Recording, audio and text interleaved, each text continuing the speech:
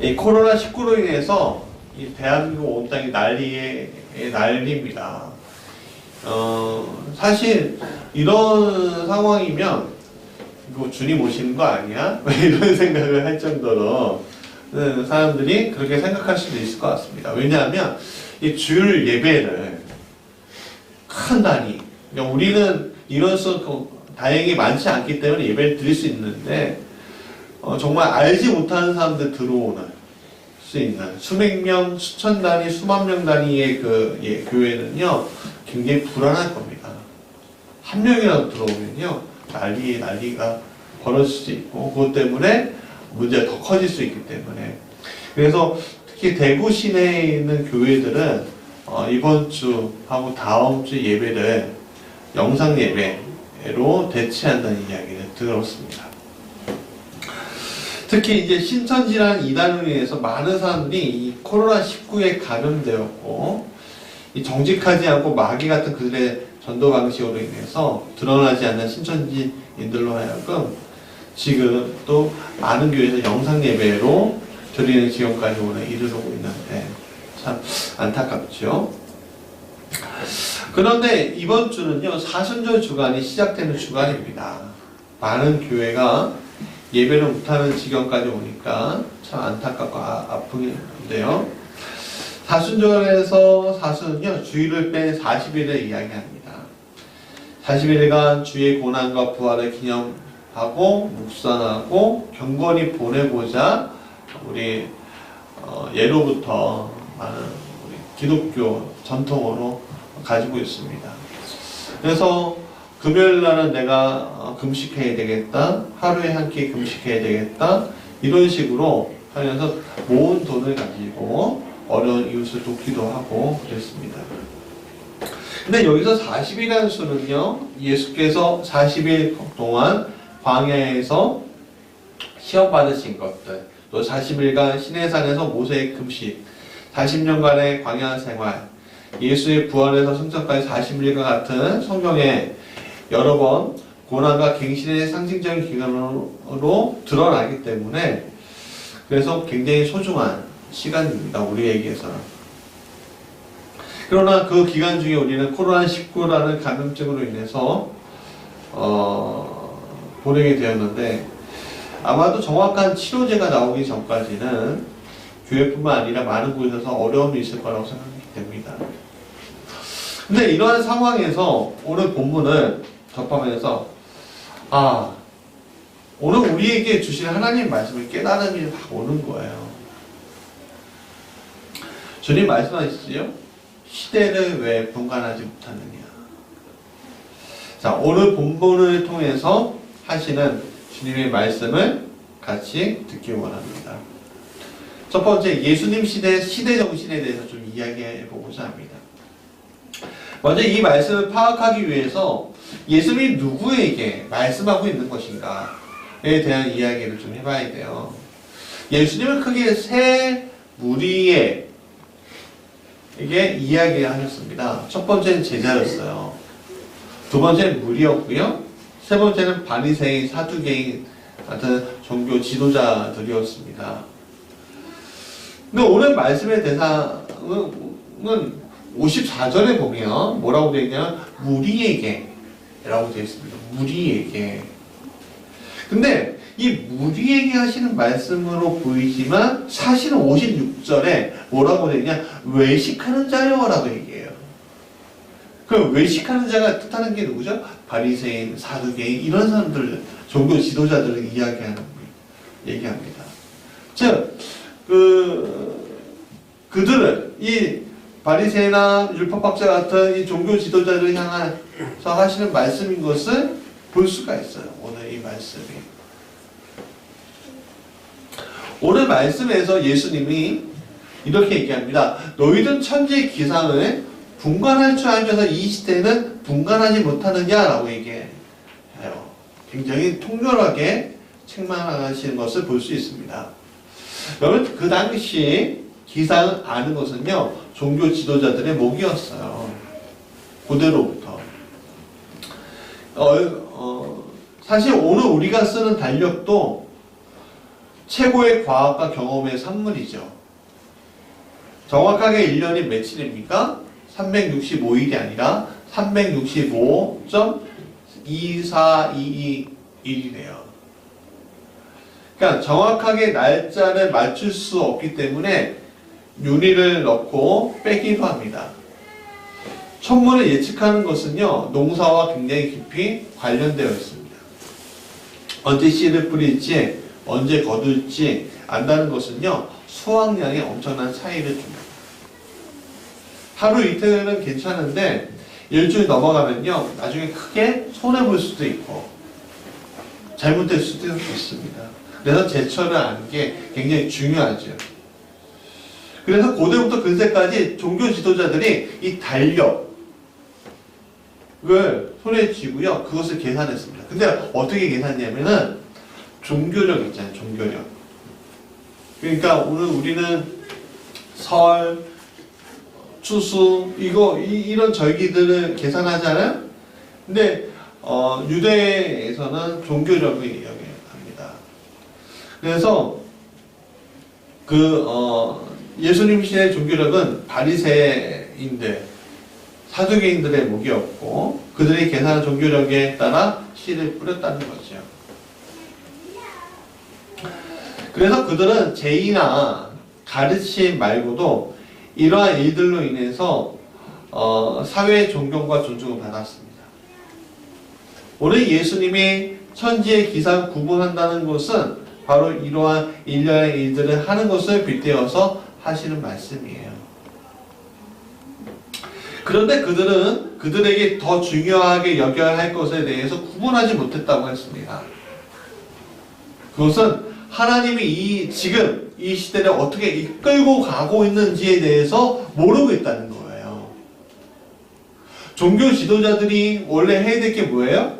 하나님의 마음, 하나님이 가고 계시는 그 길을 성도들에게, 사람들에게 알려주는 역할을 해야 되는 거잖아요. 근데 그렇지 않고 천지가 어떻게 움직이는 건 잘 알면서 하나님의 마음이 어떻게 가는 거에 대해서는 잘 모른다는 거예요. 뭔가 이상하지 않아요? 뭔가? 바리새인들은 오늘 하나님이 예수님을 통해서 일하시는 것을 보면서도 오히려 예수님을 비토하는 현상을 보고 있습니다. 하고 있습니다. 보입니다. 그것은 예수님이 자신들의 가르침과는 전혀 달라 보이는 행동을 하셨기 때문에 그래요. 그들은 십계명과 모세 오경의 조항을 가지고 율법을 해석합니다. 또 백성들을 가르쳐 왔습니다. 그런데 예수님은 율법의 조항이 아니라 율법의 정신으로 살 것을 말씀하고 있는 거예요. 이것은 다시 얘기하면 바리새인들은 하나님의 마음을 지키기 위해서 이것 하지 말고 저거 하지 말고 되게 수동적으로 율법을 바라보는데, 예수님은 이거 하지 말고 저거 하지 말고가 아니라 하나님의 마음이 정말로 머물러서 오늘 하나님이 원하시는 것이 무엇이냐를 너희들이 파악하고 있어야 된다는 거예요.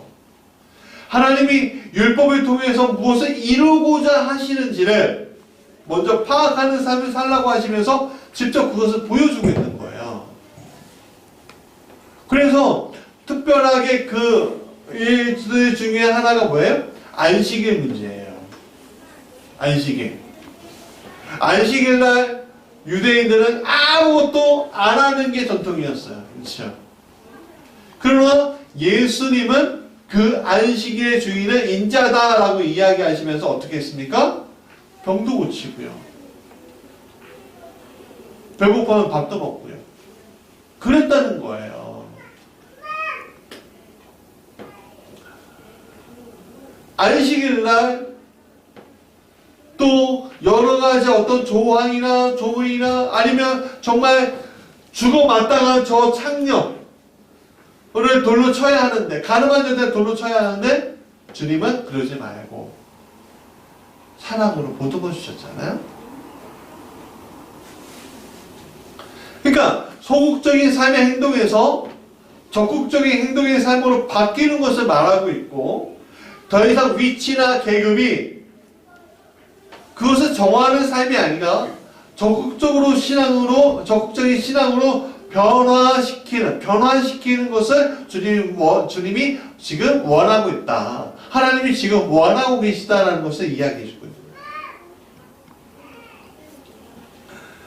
이것은 이제는 예수님이 하나님의 아들로서 이 땅에 오셔서 선포하시는 말씀에 대해서 적극적으로 너희가 반응해야 한다는 거예요. 적극적인 반응의 가장 중요한 형태가 뭐냐? 그건 바로 사랑이에요. 하나님의 사랑은 구원이란 기쁜 소식을 전해지는데 이 소식은 자기를 부인하고 십자가를 지고 주님을 따라갈 때 나올 수 있는 것이었습니다.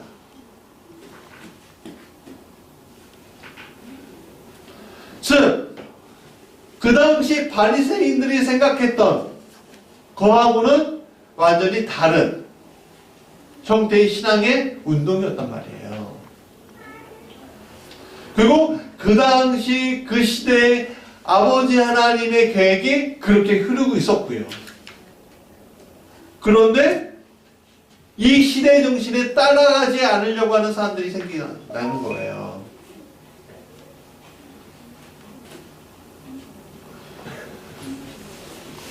당시 바리새인들은 자신들이 그 시대를 대표한다고 생각했습니다. 그 이유가 있었어요. 그들은요, 온갖 고난을 통해서 유대의 신앙을 지켜왔습니다. 그들은 바벨론 포로 시기에 신앙을 지키고 정리했던 이들의 후손이었어요. 그들은 다시 돌아와서 유대를 일으켰던 이들의 후손이었습니다. 그들은 헬라의 왕 안티오쿠스 3세의 핍박 속에서도 지키고 마카비 혁명을 통해서 유대를 재건했던 이들의 후손이었습니다. 로마의 식민지 자리에 서 있으나 꿋꿋이 버텨서 유대의 신앙적인 정체성을 끝내 지켜낸 이들이었습니다. 그러니 그들에게 정체성이 무너지면 이스라엘의 신앙이 완전히 무너진다고 생각했을 거예요. 그래서 굳건히 그 자리에는 내가 지키는 것만이, 오늘까지 있었던 그 신앙의 전통을 지키는 것만이 오늘 우리가 하나님을 제대로 모시고 살고 있는 거야 라고 그들이 생각하고 있었다는 것입니다. 그러니까 1월이 시작되고 12월까지 가도 그 신앙이 변하지는 않는데 뭔가 계속 수동적으로 변하고 적극적으로 하나님을 전하기보다는 이거 아니지, 이건 아니지, 잘라내고 또 잘라내냐, 일들을 불이하고 있었다는 거예요.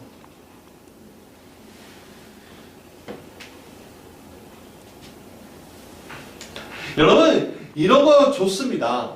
신앙의 전통 지키는 게 굉장히 좋습니다. 그러나 간과하지 말아야 될 것이 있어요. 이런 너무 좋은 소신을 가지고 있지만 변화에 능동적이지 못한 성실을 그들이 가지고 있었다는 거예요. 그들은 유다 마카비 이후에 진정한 메시아를 원했습니다. 자신의 틀 속에 그 메시아를 가두어 두고 말았어요. 그래서 그들은 메시아를 민족의 해방자, 자신들이 겪는 모든 압제에서 벗어나게 할 뿐이라고 생각했고 제2의 다윗이라고 생각했어요. 우리 이사야서 53장 2절 같이 읽어볼까요? 시작. 그는 주 앞에 자라나기를 연한 숲 같고 마른 땅에서 나온 뿌리 같아서 고운 모양도 없고 풍채도 없음. 즉 우리가 보기에 흠모할 만한 아름다운 것이 없도다. 이사야서에는 메시아가 연한 순 같은 사람이다 라고 나와 있어요. 근데 그게 아버지 하나님의 마음이었거든요. 근데 이들이 바리새인들이나 제사장들이나 이 사람들, 유대인들이 생각했던 메시아는 다니엘서 7장 13절 같이 읽어볼까요? 시작. 내가 또 밤 환상 중에 보니 인자 같은 이가 하늘 구름을 타고 와서 예적부터 항상 계신 이에게 나아가 그 앞에 인도함에 뭐예요? 구름 타고 심판하신 메시아를 그들이 원했다는 거예요. 그러니까 메시아가 열한 순 같은 모습으로 오자 예수님을 십자가에 못 박고 나의 구세주가 아닙니다 라고 선포한 거예요. 여러분, 이러한 현상은 비단 예수님이 시대의 바리새인들만 해당되는 것일까요? 그렇지 않을 거예요. 오늘 우리도 이러한 신앙을 구성하는 모습들이, 이 바리새적 모습들이 우리에게 있습니다. 율법학자들적인 모습들이 우리에게 있어요. 예수님이 부르시는 자리에 서지 않고 그동안 내가의 신앙관을 이끌어왔던 자리에 계속 머물러 있으면요, 바로 그런 모습인 거예요. 예수님이 오늘 우리를 부르시는 자리에 서는 것이 아니라 자신이 늘 안정적으로 이끌려왔던 가치관에 머무르는 그 모습이 바리새적인 모습인 거예요. 우리가 그것을 고민해 봐야 합니다. 내가 지금 바리새적 모습으로 살고 있는가? 아니면 오늘 이 시대를 분간하면서 주님의 마음을 분간하면서 내가 살고 있는가? 우리가 살펴봐야 해요. 오늘 이 자리에서도요. 많은 이들이 예수님 믿는다고 하지만 실제로는 예수님에 대해서 무관심하거나 핍박하는 자리에 서 있는 것을 우리가 보게 되죠. 존 버년의 철로역정에 이런 이들이 많이 볼 수가 있어요. 특히 초반에 나오는 이가 있는데 존 버년은 그런 사람들을 고집쟁이라고 불렀어요. 고집쟁이는 같이 천성을 향하여 가자는 크리스천의 말에 이렇게 말합니다. 친구들과 우리가 좋아하는 것을 버리고 떠나라고요. 여러분, 그렇게 반문하고 있는 게 우리의 모습이 아닐까요? 주님은 오늘 너가 생각하는 어떤 가치관이나 너의 계획이나 너가 하려고 생각했던 그런 것들 우선 내려놔. 내가 내 마음을 지금 나누어야 될 시기야 라고 여러분한테 요구하시는데, 주님, 제가 좀 바쁘지 않을까요? 제가 좀 뭐 하지 않을까요? 내가 뭐 좀 이게 어렵지 않을까요? 하는 걸로 우리가 계속 변명하고 있으면 안 된다는 거예요. 여러분, 이번에 코로나19 이 사태를 보면서 저는요, 참 하나님의 섭리가, 놀라운 깨달음을 우리에게 주시는 것 같아요.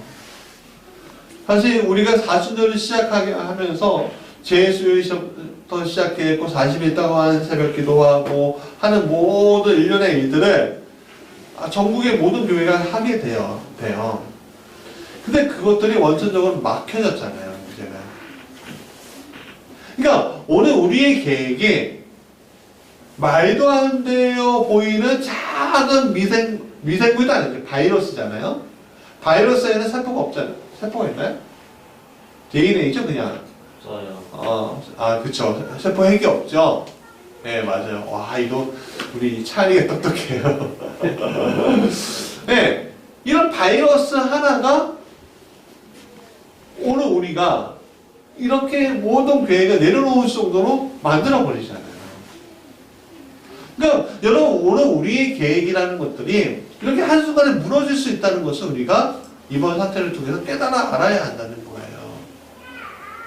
오늘 우리가 아무리 계획을 세워봤자요, 우리의 계획대로 간다는 거 아무 근거도 없고요, 확신도 쓰지 못하는 게 맞아요. 오늘 우리가 연초에 마음 먹었던 것들 많이 있지 않습니까? 우리 교회에서 마음 먹었던 것들 많이 있지 않습니까? 근데 왜 못할까요? 내 능력으로 하니까, 내 힘으로 하니까. 그러니까 그래서 오늘 우리에게 필요한 게 뭐야? 바로 성령이죠, 사실. 하나님의 은혜로 하는 거예요. 세 번째, 오늘 우리의 시대 정신은 무엇인가라는 거예요. 오늘 우리의 시대 정신이 무엇이냐면,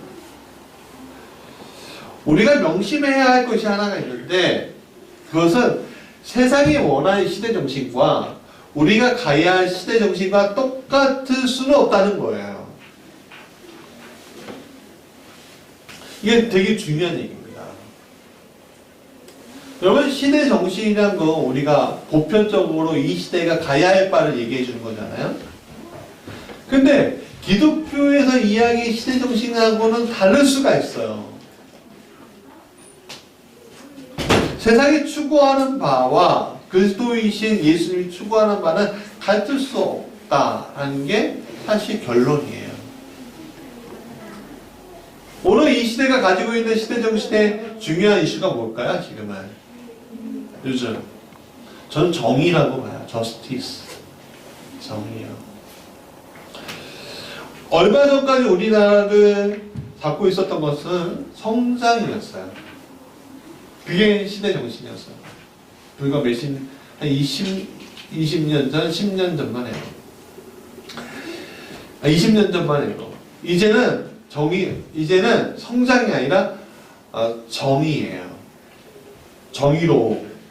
이 정의로움이 이 나라를 이끌고 있음을 알아야 합니다. 그래서 경제 정의, 분배 정의, 성평등의 정의, 차별 없는 정의 등의 여러 가지 정의가 각 사회의 이슈가 되어서 이 땅을 지금 사로잡고 있습니다. 그래서 이 정의롭지 못한 사람들에 대해서 심판할 것을 세상은 많이 요구하고 있죠. 맞아요. 요구해야 돼요. 요구하는 건 맞아요. 저는 그것을 나쁘다고 생각하지 않아요. 왜냐하면 이 사회가 올바른 길로 가야 하는 성장통이라고 생각하기 때문에 그렇습니다. 이 정의를 제대로 실천해야 이 땅이 더 발전할 수 있다고 저는 믿어요. 그런데 그리스도 안에서의 시대 정신은 조금 달라요. 그리스도 안에서의 시대 정신은 너무나 신기하게도 2000년 전이나 지금이나 똑같아요. 왜냐하면 모든 것이 사랑과 용서를 기반으로 하고 있기 때문에 그렇습니다. 용서할 수 없는 것을 용서하고 사랑할 수 없는 것을 사랑하는 것. 여러분, 용서와 사랑이 시대정신이 되어본 적이 있나요? 2000년의 시간 속에서 한 번도 그런 적이 없습니다. 무슨 말이냐? 그 시대를 사랑과 용서로 보듬었던 보편적인 인류의, 그러니까 이 인류를 사로잡아 본 적이 없다는 거예요. 간혹 가다가 나타나긴 했어요. 흑인 노예의 방, 뭐 이런 식으로. 그러나 그게 주도하지 못했다는 거예요. 그러나 기독교인들은, 그리스도인들은 그 사랑과 용서의 기반으로 그래도 꾸준하게 그것을 시대정신으로 삼고 지금까지 버텨왔어요. 근데 그것이 놀랍게도 어떻게 해요? 지구는 한 바퀴 돌았고 우리까지 왔다는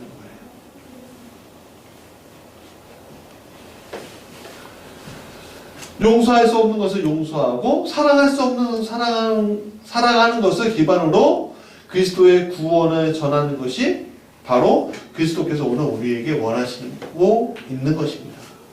원하고 있으신 거예요. 하나님의 계획이에요, 그것이. 예를 들어 오늘 코로나19 발생국인 중국에 대해서 어떤 사람들은요, 봉쇄해야 한다. 그래서 중국인을 비난하기도 합니다. 그러면 우리가 그렇게 가야 하나요? 아니에요. 오히려 감싸주고 도와주어야 하는 길로 우리가 나서야 한다는 겁니다. 이번에 대구도 마찬가지입니다. 이 보수성이 굉장히 깊었던 대구는요, 코로나19에 대해서 비난하는 이들이 굉장히 많았었습니다.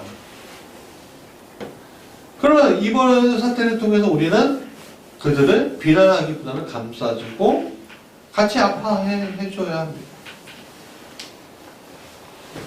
이번 사태를 일으키는 신천지도 마찬가지예요, 사실. 그들의 이단성에 대해서 감싸줄 수도 없고, 그들이 사회적 혼란을 일으키는 점에 대해서는 말할 건덕지도 없어요, 사실은. 그러나 오히려 그런 행태를 할 수밖에 없는 그들의 모습을 오히려 불쌍히 여기고, 어떻게 하면 이번 기회를 통해서 그리스도의 품으로 그들을 안기게 할 것인가라는 고민을 우리가 해봐야 된다는 거예요. 예수님은 70번씩 7번이라고 용서하라고 분명히 말씀하셨습니다. 그렇다면 오늘 우리가 해야 할 것은 70번씩 7번 용서하는 마음을 어떻게 가져야 할 것인가에 대해서 고민하는데 우리의 시대 정신이 있는 겁니다. 우리 시대에도 소외받고 고통받는 자들이 분명히 있습니다. 우리 땅에도 있고요. 북녘 땅에도 있고요. 이슬람권의 불교와 힌두 세력권에 또한 경제의 불평등으로 인해서 사회에서의 실패로 인해서 고통받는 이들에 대해서 오늘 우리가 해야 할 것이 무엇인가? 그걸 우리가 고민해야 한다는 거예요. 우리 교회가 왜 커져야 되냐? 라고 할 때 커져야 할 이유가 하나도 없어요, 사실은. 월세 잘 내려고요? 아니에요. 그냥 월세 안 내는 조그만 교회에서 우리끼리 잘 행복하게 살면 되죠. 오늘 우리 교회가 왜 커져야 되냐? 복음을 잘 전하기 위해서 커져야 되는 거예요. 잘 전하려고. 좀 더 힘있게 하나님 복음 전하려고. 그것밖에 없어요, 이유는.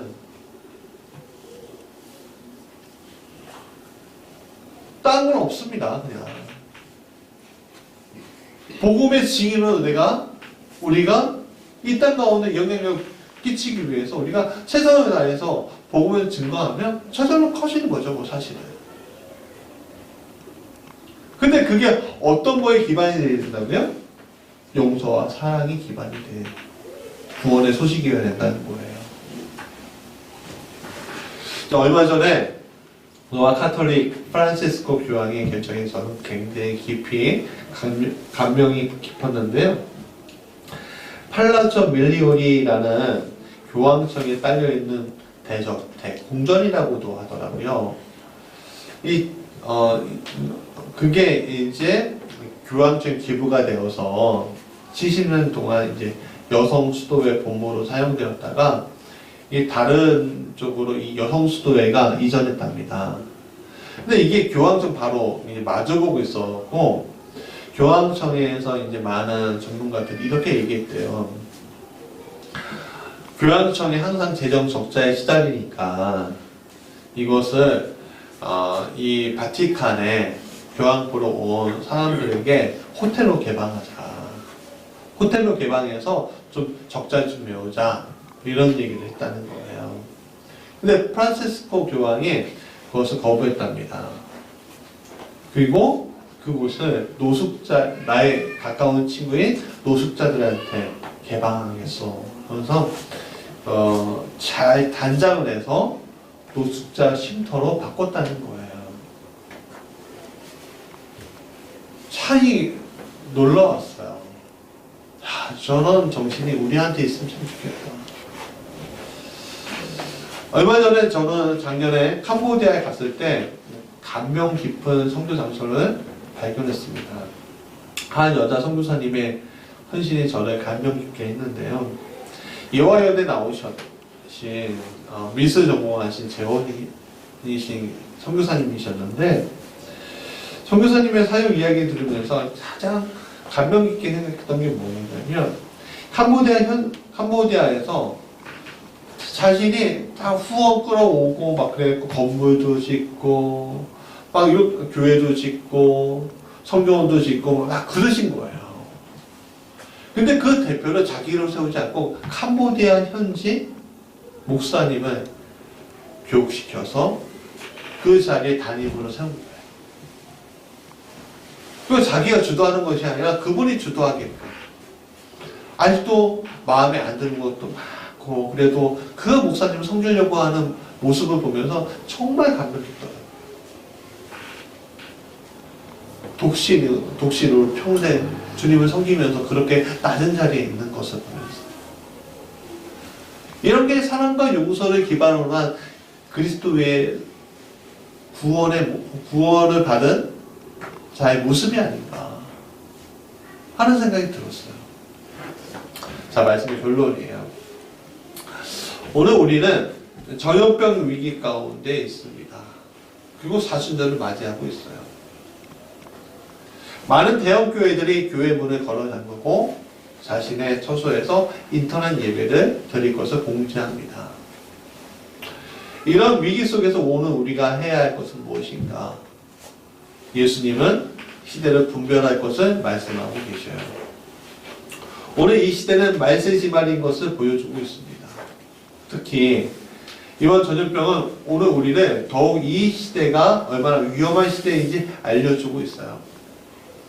그러나 이러한 위험한 시대일수록 예수님의 메시지는 한결같습니다. 사랑과 용서의 정신을 가지고 구원의 소식을 전하는 자리에 너희가 적극적으로 서라는 거예요. 그것이 오늘 우리의 시대 정신입니다. 우리는 지혜롭게 오늘 이 문제를 풀어가야 합니다. 정부 당국의 협조 요청에 잘 따르고 우리의 가정과 주변을 청결하게 할 뿐만 아니라 우리가 돕고 섬길 수 있는 것이 무엇인지 살펴보아야 하고 증오가 이 땅에서 퍼지지 않게 우리가 도와야 합니다. 그 도움의 방법들을 우리가 고민해 봅시다. 자, 제가